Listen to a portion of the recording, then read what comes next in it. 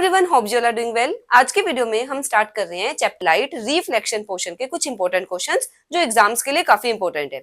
But question करने से पहले ये ध्यान रखना आपने चैप्टर कर लिया हो। अगर आपने चैप्टर की प्लेलिस्ट नहीं देखी, वो प्लेलिस्ट आपको डिस्क्रिप्शन में मिल जाएगी। वहां से पहले प्लेलिस्ट को देखो, चैप्टर को समझो, उसके बाद क्वेश्चंस करना। बट क्वेश्चंस बहुत जरूरी है, क्योंकि अगर चैप्टर प्रिपेयर करना है, अच्छे से अटेम्प्ट करके आना है पेपर में, तो क्वेश्चंस की प्रैक्टिस किए बिना चैप्टर तैयार नहीं होता। तो फर्स्ट क्वेश्चन देख लेते हैं। What is magnification of image formed by plane mirror and why? हमें बताना है अगर एक प्लेन मिरर है, उसकी मैग्निफिकेशन की वैल्यू कितनी होगी।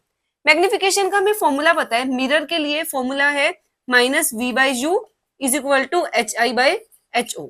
अब ये क्वेश्चन अटेम्प्ट करने के लिए आपको प्लेन मिरर की कैरेक्टरिस्टिक्स पता होनी चाहिए। इमेज जो बनती है, एक तो सेम साइज की बनती है, जितना ऑब्जेक्ट होता है उतनी इमेज होती है। सेकंड, हमेशा इरेक्ट बनती है, इरेक्ट एंड वर्चुअल।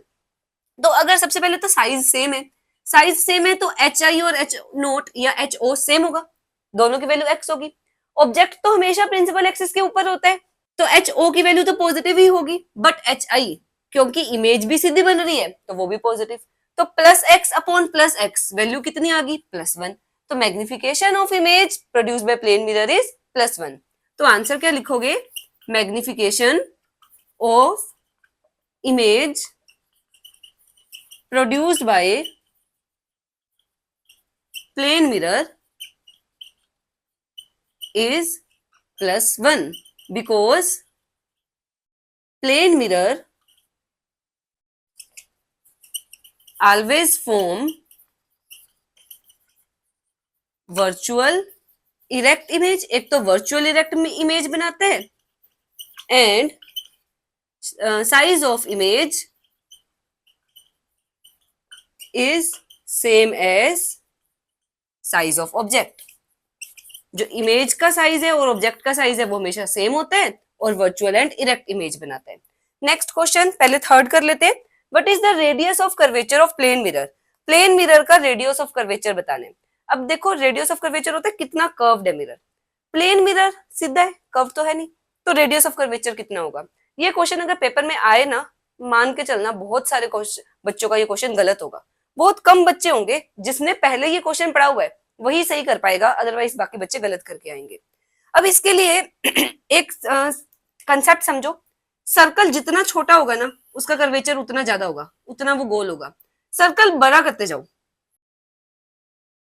जितना सर्कल बड़ा होता जाएगा उसकी गोलाई उतनी, ये वाले जो कर्वेचर है उतना कम होता जाएगा। ठीक है, और बड़ा करते जाओ सर्कल, जितना दूर जाता जाएगा वो एक स्ट्रेट लाइन जैसा बनना शुरू हो जाएगा। तो जितना रेडियस ज्यादा होगा ना, यहाँ रेडियस कम है, कर्वेचर ज्यादा, यहाँ पर रेडियस और बढ़ा दो, कर्वेचर और कम हो गया, रेडियस और बढ़ा दो, कर्वेचर और कम होता जाएगा। तो सीधी लाइन मिल जाएगी अगर मैं रेडियस को ले लूं इन्फिनिटी। ठीक है, तो what is the radius of curvature of plane mirror? So answer क्या लिखोगे? इन्फिनिटी। जो radius of curvature of plane mirror है वो इन्फिनिटी होता है, क्योंकि कर्वेचर गोलाई कब आएगी? गोलाई तो तभी आएगी ना जब रेडियस छोटा होगा। जब रेडियस ही बहुत बड़ा हो जाएगा तो वो नियरली प्लेन दिखना, नियरली स्ट्रेट लाइन दिखना शुरू हो जाएगा। ठीक है, याद भी रख लो आंसर, आंसर है इन्फिनिटी। अब next question, magnification produced by spherical mirror is -3। उन्होंने बोला है एक स्फेरिकल मिरर है जिसकी मैग्निफिकेशन -3 है। List 4 information you obtain from this statement. इस स्टेटमेंट से आप क्या 4 इंफॉर्मेशन पता कर सकते हो? ऐसे क्वेश्चन बहुत बार आते हैं पेपर में। तो सबसे पहले तो उन्होंने हमें ये बोला है कि मैग्निफिकेशन नेगेटिव है और एनलार्ज्ड। जब आपने साइज देखना है तो साइन नहीं देखना मैग्निफिकेशन का। सबसे पहली बात, 3 जो वैल्यू है, वैल्यू बता रही है 3, मतलब इमेज बड़ी बन रही है। माइनस का मतलब जो इमेज है वो इन्वर्टेड, उल्टी बन रही है। ठीक है, अब हमने, अगर आपने केसेस किए हुए हैं मिरर के, कनकेव मिरर के, कन्वेक्स मिरर के, कन्वेक्स मिरर में हर हालत में कहीं पर भी हो object, irrespective of position of object, image हमेशा कैसे बनती है? इरेक्ट, सीधी बनती है, कभी भी इन्वर्टेड नहीं बनती। तो कन्वेक्स मिरर कभी भी आपको नेगेटिव मैग्निफिकेशन नहीं दे सकता।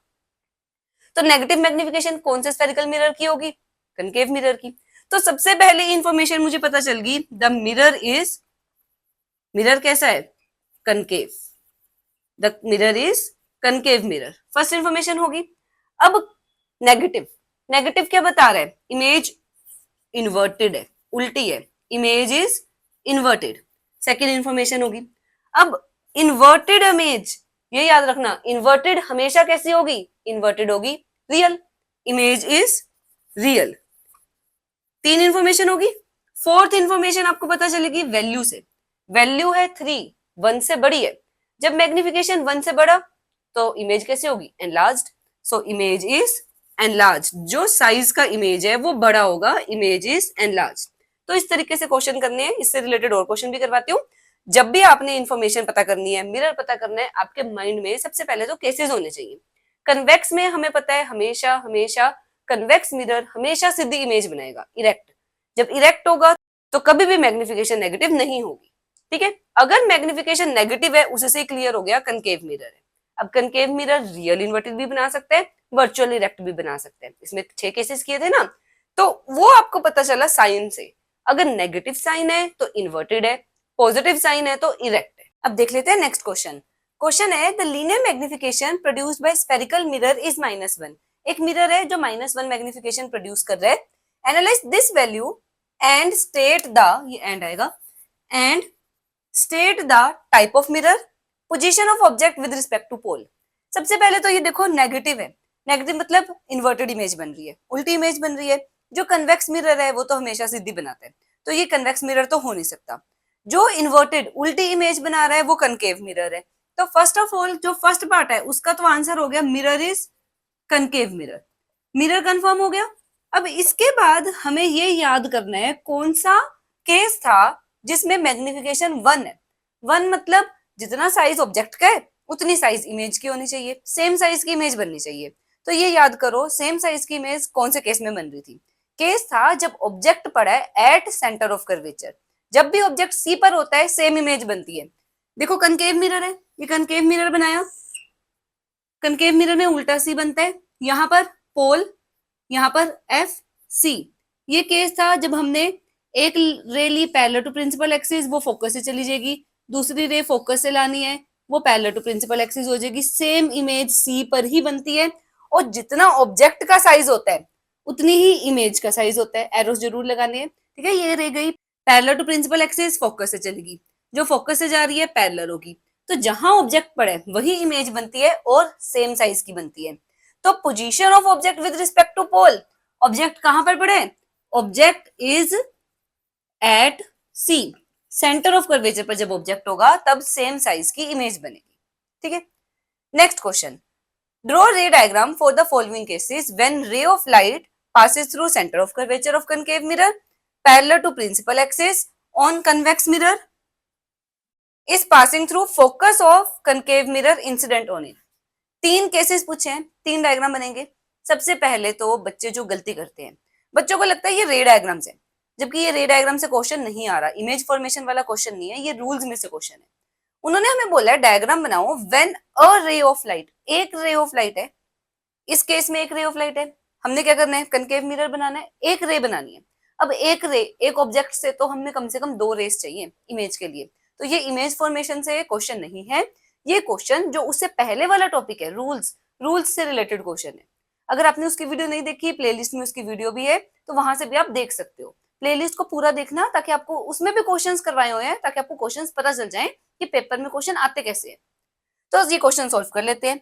हमने क्या करना है, कनकेव मिरर ड्रॉ करना है। कनकेव मिरर मतलब उल्टा सी बनाने, कन्वेक्स मिरर सीधा सी, कनकेव मिरर उल्टा सी। यहाँ पर लिखा P, यहाँ पर F, यहाँ पर C, इतना बना लिया। उन्होंने बोला है कौन सी रे लेनी है, passes through centre of curvature. ऐसे रे लो जो C से पास हो रही है। जो रे C से पास हो रही है, हमें पता है जो रे C से जा रही है वो उसी रास्ते पर वापिस आ जाती है, मतलब इट रिट्रेसेस इट्स पाथ। जो रे जैसे आ रही है वैसे के वैसे वापस चली जाएगी। तो ये फर्स्ट डायग्राम बन गया। सेकंड, मिरर बोले कन्वेक्स मिरर, ये कन्वेक्स मिरर बनाया, सीधा सी बनाना होता है कन्वेक्स मिरर में। यहाँ पर P, इस तरफ F एंड C। क्या बोला उन्होंने, पैरेलल टू प्रिंसिपल एक्सिस, जो प्रिंसिपल एक्सिस के पैरेलल इंसिडेंट रे लेनी है आपने। ये प्रिंसिपल एक्सिस थी, उसके पैरेलल मैंने इंसिडेंट रे ले ली। रूल क्या कहता है, the ray which is parallel to principal axis passes through focus और appear to pass through focus, वो फोकस से जाती हुई दिखती है। तो फोकस से पास करवा दो। अब एक्चुअली तो पास होगी नहीं फोकस से, appear to pass through focus होगी। पहले डॉटेड लाइन लगा लो ताकि आपको पता चल जाए। आप स्केल से बनाना ताकि स्ट्रेट लाइन बने। जो ये रे आ रही थी वो फोकस से पास होती हुई अपीयर होगी। एक्चुअली तो ये रे इधर चली जाएगी ऊपर की तरफ, बट जब मैं उसको बैक प्रोड्यूस करूंगी तो वो फोकस से पास होती हुई अपीयर होगी। ठीक है, next question, concave mirror draw करना है। कनकेव मिरर उल्टा सी बना दिया। यहां पर पोल, ये पॉइंट है pole, focus, center of curvature. Passing through focus, वो रे बनानी है जो फोकस से जा रही है। The ray which is passing through focus, जो रे फोकस से जा रही होती है, become parallel to principal axis, वो प्रिंसिपल एक्सिस के पैरेलल हो जाती है। तो ये बन गया डायग्राम। ठीक है, तीनों केसेस बना दिए। अब यहां पर तो उन्होंने नहीं बोला, बट अगर आपको बोला हो एंगल आई और एंगल आर भी मार्क करो, तब कैसे करेंगे? कई बार क्या होता है, केस कम दे देते हैं साथ में, या जितने भी दिए केसेस साथ में लिख देते हैं mark angle I and angle are.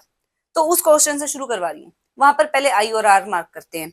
आई और आर मार्क करने के लिए मुझे बनाना पड़ेगा नॉर्मल। नॉर्मल हमेशा सी से बनते हैं। ये लाइन थोड़ी सीधी कर लो।